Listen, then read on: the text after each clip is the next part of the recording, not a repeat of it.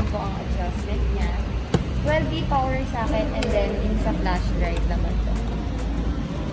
This is the passing light po and then once na-finish mo po siya forward, that's high beam po. Other po sir, harap at likod meron. And then as you can see sir, dito po sa screen, pag clinic nyo po itong menu sa taas, magbabago po yung nandito. Fuel indicator, trip 1, trip 2 po, nandito po siya. Tapos, yung menu po sa baba, dito po yung vehicle settings naman po. Engine temp, voltage, journey, nandito po siya. Yung binigay ko po sa inyo warranty booklet, dadalhin nyo po siya every maintenance, whichever comes first, 1 year or 1,000 kilometers po. Then after po nun, every 5,000 naman po.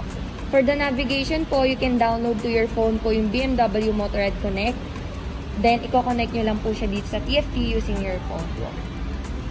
System settings, date and time lang naman po, language, nakaset na rin po.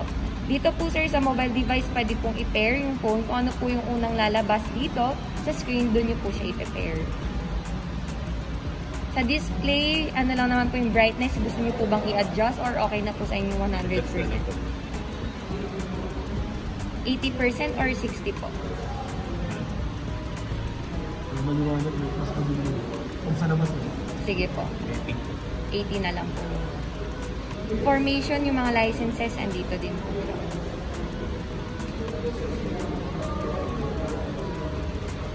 Ito po sir, yung makikita nyo pong nag-blink ABS and traction control, mawawala po yan kapag ka nag-take off na po kayo around 30 km po. And then pwede nyo pong i-off yung traction control pag nag-off-road po kayo. Long press lang po. Signal light sir, right, left, and then off po. Then, ito po yung tunog ng busina nito. Modes po niya, dalawa po. Dito po siya magbabago. Makikita niyo po sa screen, meron po kayong rain and road po.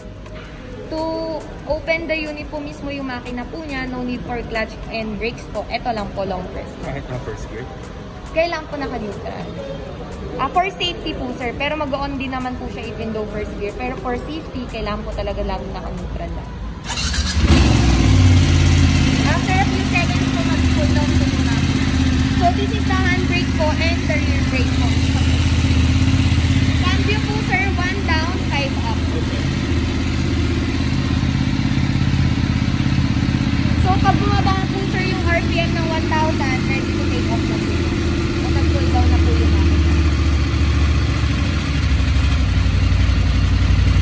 Pwede nyo sir i-try i-rev po.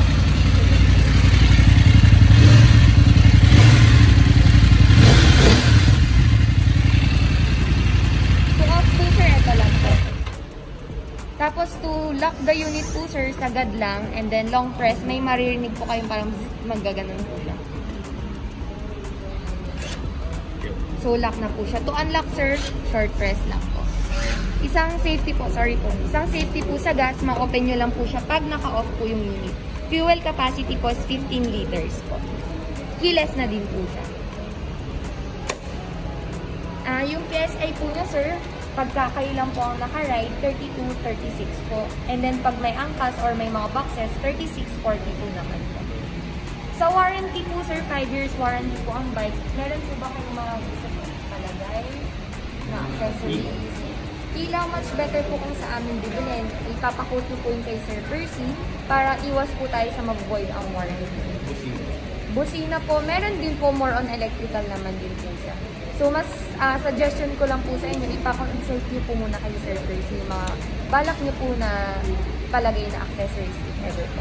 Tapos, ito po sir, yung sa may ilalim po ng upuan, ito po yung itsura niya. So, wala po kayo mismong compartment na malaki. Ito lang po yung pwede po kayong maglagay ng kahit yung mga sales invoice or yung basic tools po. And then, ito po sir, makikita nyo po, meron pong bilog dito. So, ito po sir yung wallet key. So, meron pong chip po dito sa loob. Neto, naka-code po mismo sa unit nyo lang po. So, itatap nyo lang po siya dyan habang pina-on po yung unit. Just in case na malubat po yung main key or mabasa po. Engine running ka, pinindot mo. Engine off na yun. Apo, yes. Pero much better po sir kung i-stop po muna bang.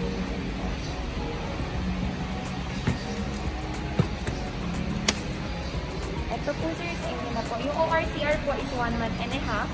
Expect delays po dahil po sa pandemic. Pero if ever naman po, heads up naman po namin kayo. But mostly naman po 1.5 months lang po siya. Wala lang po yan, sir. Kasi isa lang po ang... Hi everyone! I am Lian Cassandra Chanra, Kuya, BMW Motor and Sales Consultant. If you have any questions about the bike, you can contact me anytime through my number 0981-481-736.